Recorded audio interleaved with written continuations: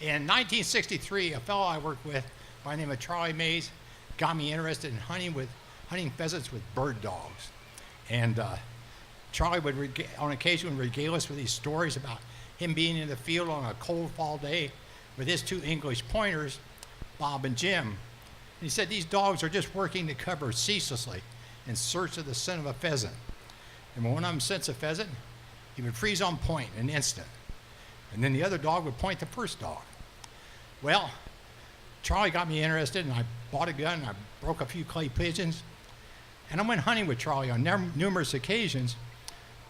But on the second occasion, we were at a shooting preserve called Rolling Acres, which is between Eminence and Cloverdale. And we'd seen this pheasant fly, and we went over to that part of the field, and I was standing there, and Charlie was about 150 feet behind me. The dogs were there someplace, and all of a sudden, this pheasant, which turned out was about 15 feet away, flushed, and he was going to fly right straight over my head.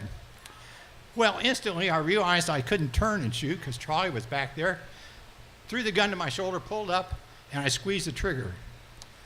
This was an incredibly stupid thing to do because my shot pattern would not have spread out at all. If I hit that bird, there would be a hole clean through him.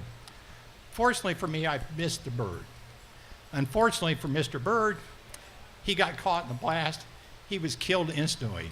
He went back a little bit, fell to the ground, stone cold dead, and not one feather was disturbed. Well, in the ensuing years, I bought a little Brittany Spaniel puppy, a book on how to train a bird dog, and I spent a couple years training him. And when we hunted, if we hunted for 2 hours, I was beat, carrying that 10-pound shotgun and a couple dead pheasants in my back of my coat, just exhausted my back. I have a bad back. And one day I had a flashback. I remembered that pheasant I'd killed that time with Charlie. And I thought, I'll try something. Went out and bought a single shotgun, cut the barrel off, took the stock off of it, made a pistol grip, and I was loading my own shells because occasionally I shot skeet, and I loaded some shells that didn't have any lead in them. I thought when Snoopy points, the bird is right there. Matter of fact, if he was upwind of the bird, his nose might almost be on the bird sometimes. And by golly, it worked. I could point that pistol a lot quicker than I could that shotgun. And most of the time we got them. And even when we missed at Rolling Acres, the field was surrounded by trees. They'd stay in the field. We'd get another shot at them. Well, I did that for a year and I quit. I just wasn't a hunter.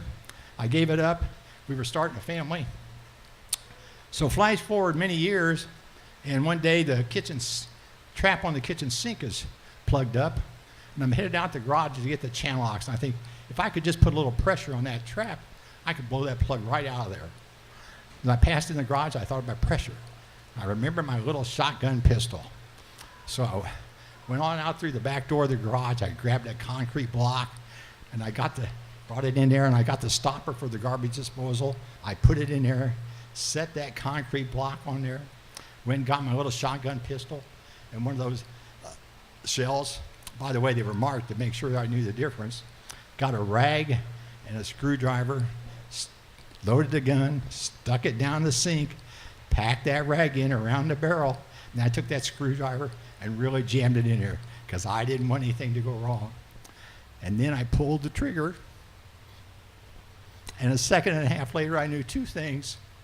One was I'd cleared the trap out, and the other thing, I had reversed the flow of the plumbing system in our house, and it was no longer draining downhill.